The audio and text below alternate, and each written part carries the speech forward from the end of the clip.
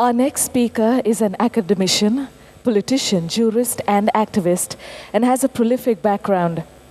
Doctorate in economics from Harvard. He has been a professor at Harvard and IIT Delhi and has worked closely with Nobel laureates. He has authored several world-class books and has been instrumental in formulating policies which enabled the Indian economy to embrace liberalization and globalization. He has been elected to the Parliament 5 times and has been member of the Planning Commission and was a member delegate of the United Nations to develop economic cooperation between developing countries. From advocating self-sufficiency for the Indian economy to shaping its international relations, his contributions are immense. To share with us on India, the rising role of judiciary and the way forward, ladies and gentlemen, please welcome the first expert speaker on the CEO track 2013. Please put your hands together for Dr. Subramanian Swamy. Thank you very much.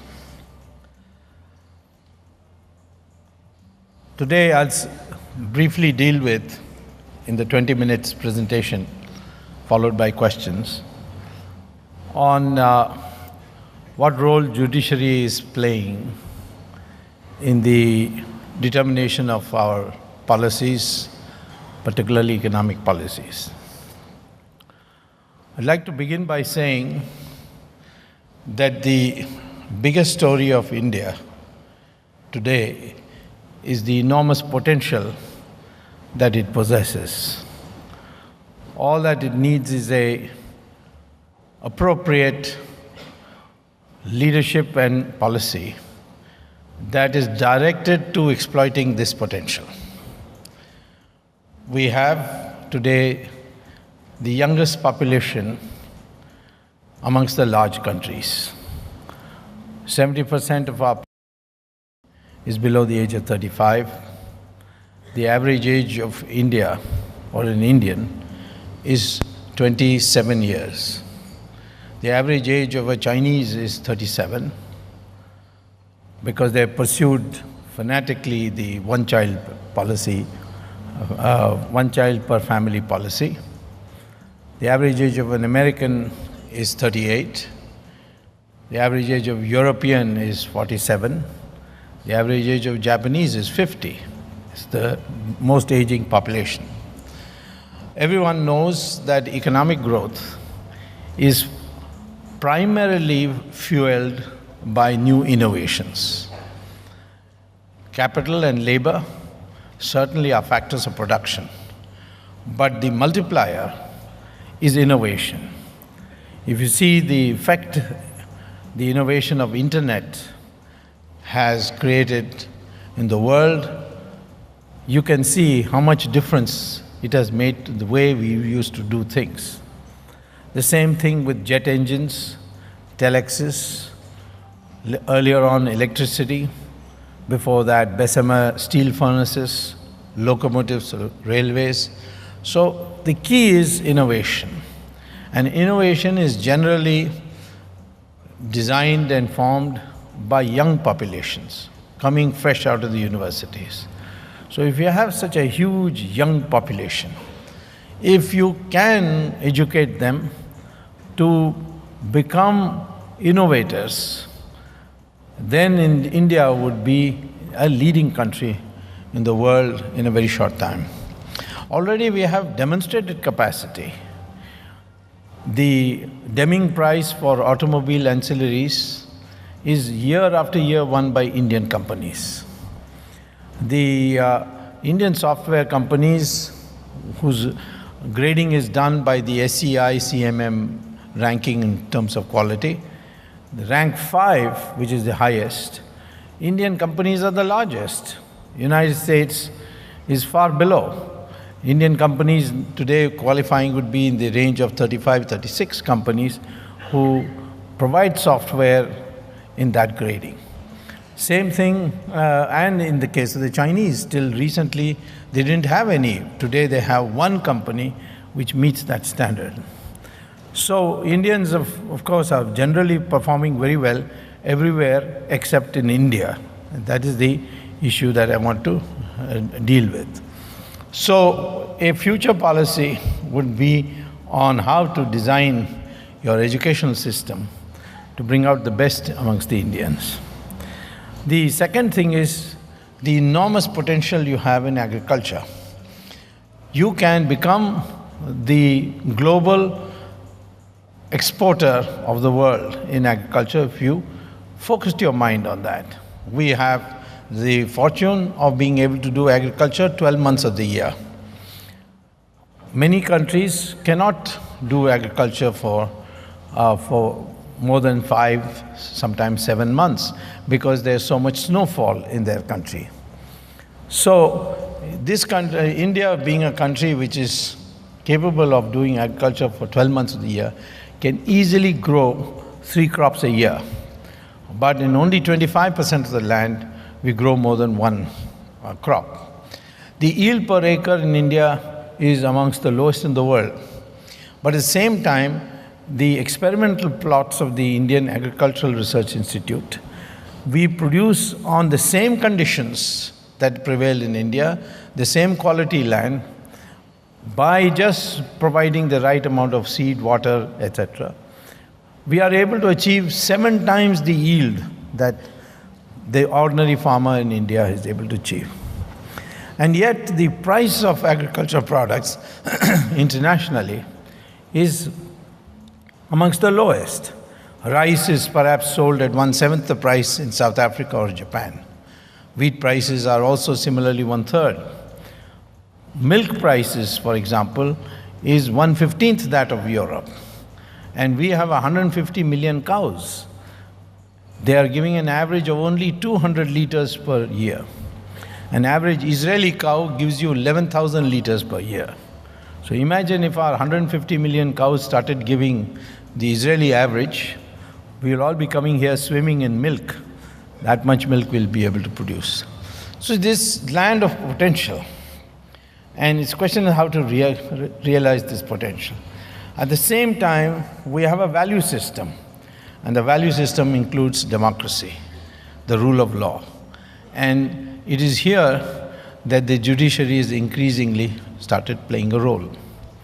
Many people find it obstructionist, they feel that it is holding up development, and so on. I think from my dealing with the judiciary, a new hope has been created in the country that we can clean up our system and in fact meet and solve those problems which we were thought were intractable. For example, corruption. Only 10 years ago, it was common talk that India, everyone is corrupt, and there's no way a person in office can ever be prosecuted. That perspective has now changed. So how did this happen? And what is the role of the judiciary? The judiciary originally was designed, the Supreme Court, for example, was designed to be an appellate body. People have disputes, 2 people have disputes. They come to the courts, and they try to settle their dispute. They lose in one court. We have a 3-tier system, and then they go to the High Court, and then they go to the Supreme Court. This was the system we had. But over the years, when the judges found that the Constitution had given them certain powers which they could interpret to benefit the public. So the first time this happened was in 1981, when some bonded laborers living in semi-slavery had no voice to express because they were so poor and they were living miserably in quarrying, mining, in many other places, in around Delhi itself. So one person went to the court, straight to the Supreme Court under Article 32, which is fundamental rights, and he said, I am not the one who's suffering for anything, but I am here because those who cannot speak, I'm come on their behalf. The Supreme Court agonized over this question, and for the first time they introduced a petition called the public interest litigation, where those who cannot approach courts can have any other citizen who is in a position to approach courts represent them, even though he is not himself affected by it. Earlier on, the judiciary principle was that if you are affected by something personally, then you come to the court for redressal. Now it became, well, if your fundamental rights are affected, but you don't have access to the courts, you don't have the money to hire lawyers, then anyone else can represent you and get you your rights. That's how the public interest litigation began. And therefore the courts, which were originally very small, for example, the Indian Supreme Court began with only 7 judges. That was the constitutional mandate. But then Parliament was empowered to amend that, and it amended it. And slowly the size of the Supreme Court is increasing, and now it is 31 judges. And now people feel the Supreme Court should have branches in every state. In fact, if you see today's newspapers, this has been vigorously argued. Whether that is possible or not, I certainly think the Supreme Court is going to get bigger and is not going to get any smaller. Now, after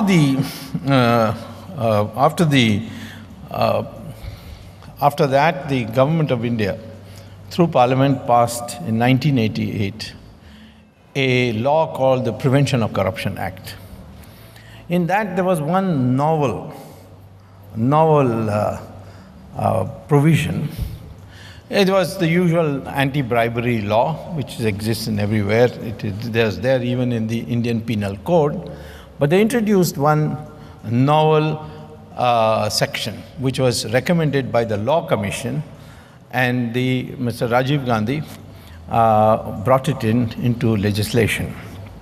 And that was that if a person holding a public office, like a minister or a secretary, he enables somebody to make pecuniary gains which is not in the public interest, then he is liable to be prosecuted for corruption, even though he has not taken a bribe. Earlier on, it was always that you can be prosecuted for corruption if you had taken a bribe. But now it was extended to public officials who didn't take a bribe, but took a policy decision which was not in the public interest, and thereby some people earned pecuniary gains. That was prosecutable. That is precisely what I used in the 2G spectrum scam. In the 2G spectrum scam, the 122 licenses were awarded to 9 companies. 122 licenses because each region had a separate circle. So some companies had, of course, more than one license, but in different regions. There was no all India license in that sense. So 122 licenses were issued out of a total application of 574. And this was the largest ever received of applications, and that too after a cutoff date. And that cutoff date was abruptly announced. Even then, 574 applications came in. And out of that, 109 companies were selected for 122 licenses. Now, what happened in that? The 2 ministers were authorized by the cabinet to make the decision that at what price the spectrum should be sold. Ideally, what they should have done is auction the spectrum. But they did not auction the spectrum. They decided, the government decided, that they will give it on some principle, for example, first come, first served. Because if you knew the minister, you can go and sit in his office and become first come, because you're there already ahead of time. There was, not like others who had to rush in when the announcement was made. But that's a minor part. The major part was that it was decided as a public policy by 2 ministers empowered by the cabinet to decide on this technical subject, rather than it come to the cabinet, what the price of spectrum should be. And they decided that it will be the price prevailing in 2001 when the NDA was in power, and the NDA had auctioned the spectrum and found the market price to be 680 crore rupees for a 4 megahertz spectrum license. Now, on that basis, they selected 9 companies. Of them, 2 of them were real estate companies which didn't even have a single tower. But they were sitting in the minister's office when the announcement was made, so they got the license first and second. 2 companies, one was called Swan and the other was called Unitech. Now, the argument given that time is that this policy of ours that that we want tariffs for the mobiles to be low, and therefore we're giving the spectrum at a low price. Well, that's fine as a policy, but the only thing that happened is that all these companies which got the licenses cheap at 2001 prices, when in 2008 the market price was about 10 times that, because the number of mobile phones in India from 2001 increased from 440 million to 700 million. So the demand was enormous, and therefore the price of spectrum had gone up 10 times. But they gave it at 1/10 the price. It would have been fine as a policy, but for the fact that many of the companies, 2 of these companies, which are real estate companies, had no intention of starting telecom industry. They went and sold their equity to foreign companies at 8 times the price they brought from the government of India. So they made a killing without doing any work, or except that they happened to be in the minister's room before the licenses were handed out, and they became the first and second recipient of it. They used their influence, and the minister, having drafted policy, gave them the license. Now, these people then sold it. Some others also sold it. The Tatas didn't sell the whole, they sold a part of their equity to Docomo. Somebody sold it to Sistema, etc., etc. All of them made pecuniary gains by selling a part of the license or the whole of the license to foreign companies. Had the government of India, instead of selling it at 2001 prices, had sold it at market prices or 8 times the price or 10 times the price to foreign companies to begin with, then the government of India would have got an additional revenue of close to, by then exchange rate, $40 billion. So instead of that, they got 1/10 of it. And this was a loss to the country, and therefore this policy was not in the public interest. So the 2 ministers should have been prosecuted. One of them definitely was prosecuted. His name is he's the telecom minister. But the other minister so far has escaped my clutches, who happens to be the finance minister of India today. And he was the finance minister at that time too. Both of them decided, so if one goes, the other should have gone also. But it's not happened so far. But I'm not giving up till it happens. Now, here, this puts a huge burden on those who make policy, that please don't use your discretionary powers arbitrarily. And this is what happened, and thereby cause a loss. The Supreme Court accepted this argument and cancelled all the licenses and said, resell them under auction. And that process is on. Next, the Supreme Court went a little further and formulated in what is now known as the Tata Telecom case, where they said, if your rights are denied and you are not in a position to come to the courts, you come through somebody. Anyone, any well-meaning person can come and say, I'm coming for that. For instance, in the bonded labor case, such a thing happened.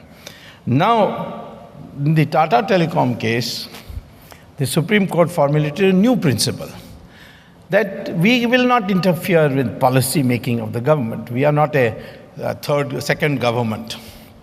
But if the decision-making process is arbitrary, unreasonable, malified, or illegal, we can enter into the picture and say that this decision-making process is wrong, so the choice is also wrong.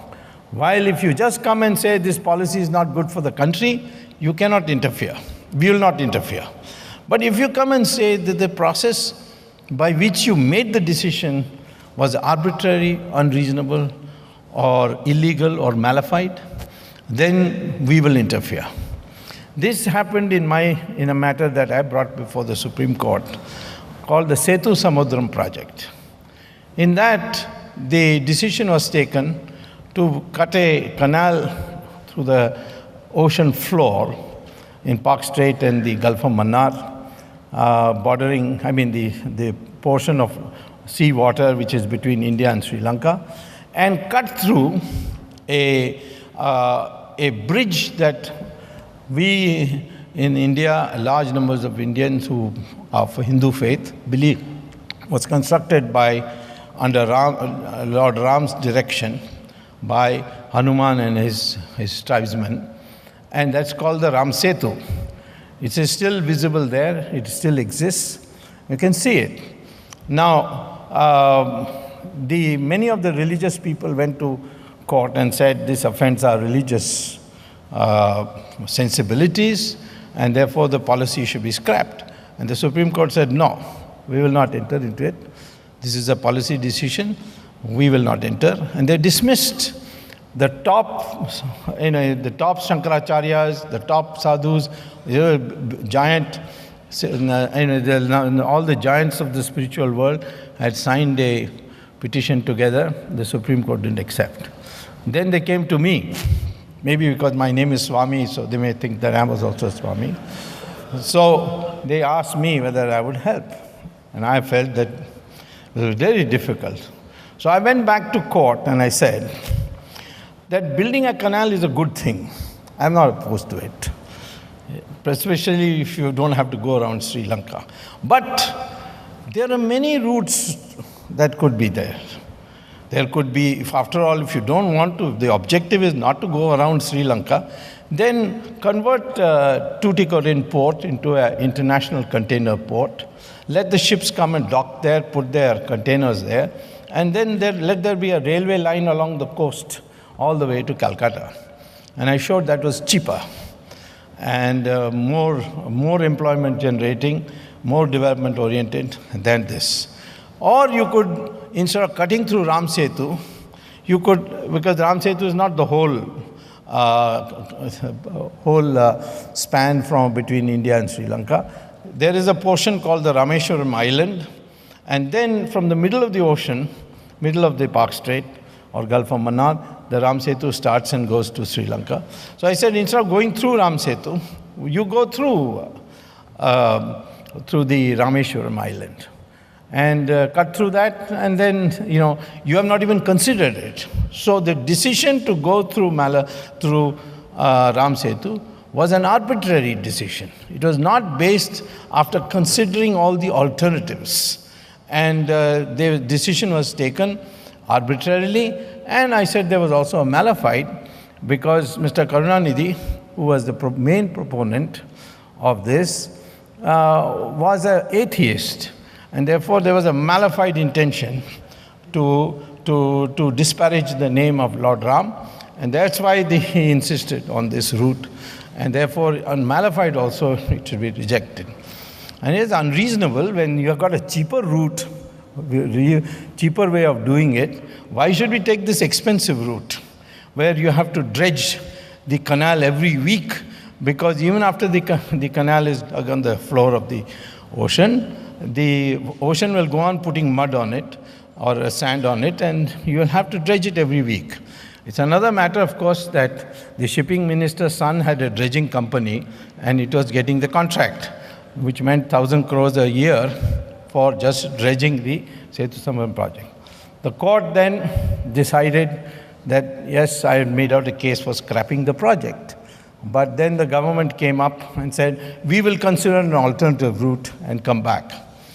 They have come back after a Pachori committee report said that this whole project is an environmental disaster and should not be touched. So the government is just hoping to get adjournments after adjournments in the court so that the next election can come and maybe a next government is saddled with this responsibility of scrapping the project. Now, I'm saying here, the new principle was adopted, that if your policy decision making is arbitrary, unreasonable, illegal, or malified, any of them, then the courts can interfere. And so now the courts are entering not into policy decisions. You can't tell the court that this policy is wrong. But if you say it is done this way, then they can interfere. Now, illegality is another example. Recently, I've gone to court on this Air Asia joint venture with the Tatas. Now, the rule says very clearly, only existing airlines can receive foreign direct investment from a foreign airline. But here there is no existing airline. Only Mr. Tata, his grandfather maybe was had run or his Mr. J.R.D. Tata did run an airline which was taken over by the government, but he runs no airline. So how can he accept foreign direct investment?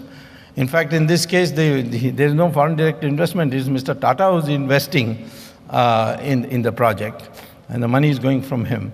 So I have gone to the court. The court, Supreme Court, said that yes, you have a strong case, but why you come straight to us? You go to the High Court and then come to us, because we would like to have the benefit of the High Court. So I am going to the High Court next week, and I'm 100% certain that the project will be scrapped. Now, this leads me to the question, are the courts obstructing economic development?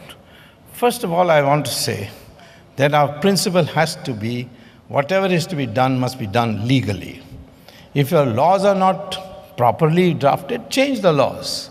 I have been a proponent of market economy for years and years. Ever since I've been, to my recollection, I have been against authoritarian systems, I've been against government control and so on. I've opposed it. I've paid heavy price for opposing the communist methods of doing things.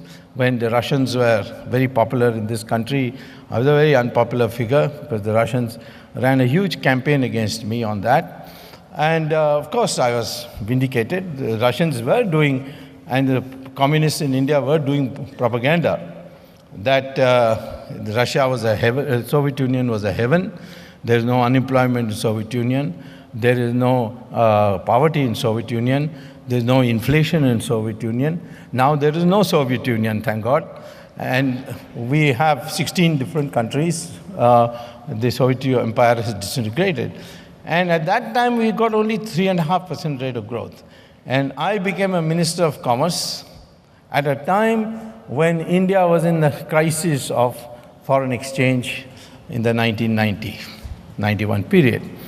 And at that time, my Commerce Secretary was Mr. Montek Singh Ahluwalia. And the then Prime Minister, Mr. Chandrasekhar, asked me who would be the best economic advisor for us. So I recommended Manmohan Singh's name, who had migrated to Switzerland, to Geneva for one of the international organizations. We brought him back. He was the economic advisor. He was a very good economic advisor, and I think he should have remained that way. But the fact is that the economic reform documents were prepared at that time. And many people thought that India can achieve no more than 3.5% rate of growth. They used to call it the Hindu rate of growth. But it was proved wrong by deregulation. Just by deregulation, the country went to heights of 9% and so on. And today, I would say, if we focus on innovations, if we continue to improve, we get world-class infrastructure, and we deregulate at the state level, We rectify our past systems, which is not difficult. The potential of India is such that we can become a developed country in a very short time. We can grow, in fact, at 12 to 13% per year for at least for 10 years at a stretch. But it should be done legally and not arbitrarily, not unreasonably, and not with malified intentions. Then the judiciary would be an assistant, would be supportive, would be favorable for the economic development country. We don't want a buccaneer economy. We don't want an economy where those who engage in illegalities, in illegal political influence, to become the leaders of our industry. We want this country to be in a situation where every citizen is in a position, if he has the knack, he has the risk-taking attitude, to be able to stand on his own feet and start an industry. So I consider judiciary has done a great favor to the Indian psyche. It has done a great favor to lay the ground rules for how economic development should proceed. Thank you very much. Thank you so much, sir. And now, ladies and gentlemen, inviting you to please raise your hand, and we'll have a mic brought on over to you. Sir, thank you for your sharing your views very candidly. My name is Ashutosh. I work with Motilal Oswal. So the question I have in mind is, right now there is a complete aversion of investor community to invest in business which has anyway directly or indirectly to do with the government. Yeah. And the reason is very simple. All the investors shied away from investing in businesses with the government till, Vajpayee government did a very good job of doing something in the road business. So in the boom of 2004 to 2008, a bucket load of money from private equity investors as well as capital market investors came into projects which were basically dealing with the government. Now, my question to you, sir, is very simple, is that almost 80 to 90% of that value has got completely eroded. So there is no confidence in doing that exercise ever again. Now, are these apprehensions a little misfounded? Or do you believe that the nature of our polity structure and the judiciary is such that investor class should completely stay away from business with the government? Well, I think governments have played very positive roles in many countries. The case of Japan and MITI is an example. Even in China, they play a very positive role. What we need is a government where discretionary power of the government servant is minimal. And therefore, further reforms are absolutely necessary. I'm saying that what has happened in the last 10 years, which may have caused some misgivings, is all rectifiable. I would certainly think that some of the issues that are impinging on policy has got to do with issues like corruption. It's got to do with feeling that you can win the voters to your side by doing these ad hoc projects, and forgetting that this can cause tremendous fiscal damage to the country. But again, I'm saying that the Indian history shows that whenever we get into a crisis, we come out very well out of it. In fact, a crisis off and on for India is a good thing, judging by our history. Take, for example, the Soviet model was designed on the principle that you squeeze agriculture to finance industry. There was nothing to squeeze because the British had taken out all the money through the zamindari system that was there in agriculture. So therefore it collapsed. As a consequence, we had to beg for food on what the Americans used to call a mouth to the ship. That is, we were waiting for American ships to dock so that the next consignment food can come. But that crisis ultimately led to the Green Revolution. The Green Revolution is perhaps an exaggerated term, but even the 10% of the farmers who benefited by it were able to produce so much that by 1975, India was in a position to export food. Today, the same thing. If we can empower our people to do their own thing without undue interference, this country can regenerate very quickly. And I would suggest some steps where people's confidence can be revived quickly. Because today it's no use saying, I'm going to follow this policy and it will filter down to you in 4 or 5 years, etc. People want some results quickly. And I would advocate abolition of personal income tax as a way of encouraging people to invest more, save more, and therefore invest more.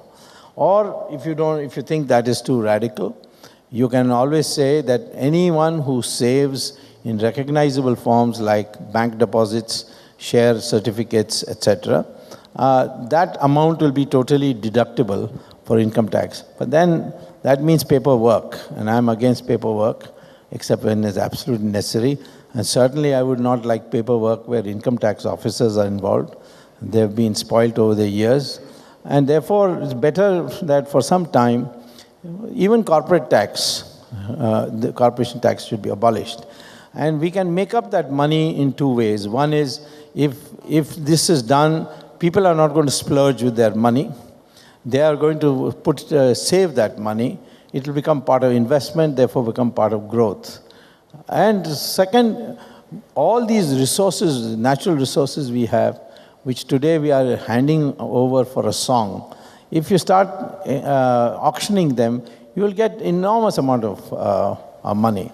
And if the government is really honest government, and it brings back the money that is deposited illegally in foreign bank accounts, and that can be done now thanks to the, surprisingly, to the terrorist attack in the New York towers as a consequence of which, the so-called 9/11 attack, as a consequence of which the Americans today have broken the back of secret banking quite substantially.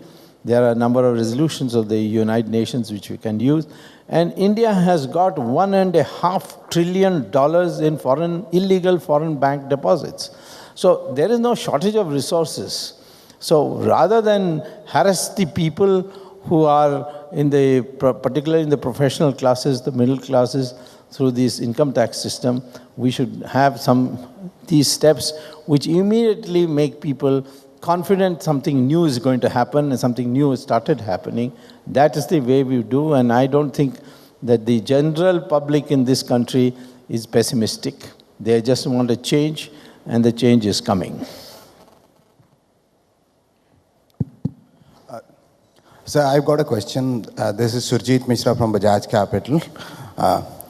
Now, this question is regarding Supreme Court's intervention sometimes, which may or may not be benefiting the industry.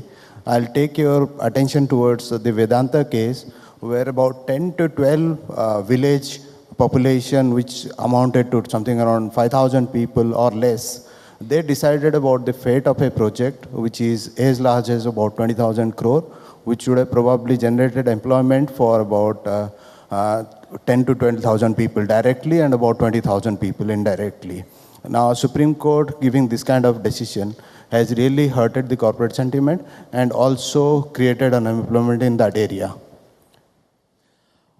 Well, see, I'm not going to defend every decision of the Supreme Court because judges are also humans. Some of them can make mistakes. There are many who think that the Vodafone decision of the Supreme Court was wrong. I have not gone into it, but I have met many people who say this should be redone. In fact, the government of India is the principal, arguer of why this Vodafone decision was wrong and wanted to change the law. But there is no doubt that the principles which the judiciary has laid down now has given confidence to a large number of people who are not in the money field or are not industrialists, but people who care for the democracy of this country, that it's possible to challenge arbitrariness, it's possible to challenge unreasonableness and illegality and malafide, etc. And it's possible to come and express your voice where you feel suppressed. For example, the tribals must have got somebody to represent them through the PIL system. I think you should work this into your system, into your mental makeup, that you can be challenged, and accordingly prepare it. I have not gone into the Vedantam judgment in great detail.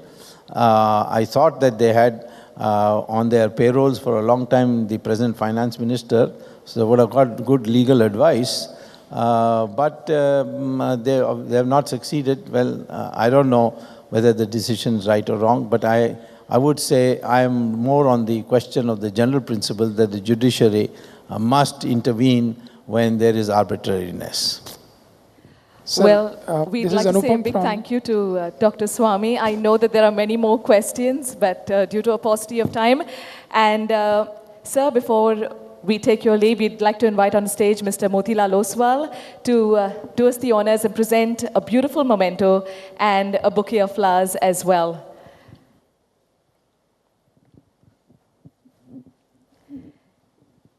Ladies and gentlemen, for his truly valuable insights and a wonderful session, we'd like to thank Dr. Subramanian Swamy. Thank you for being here today, sir.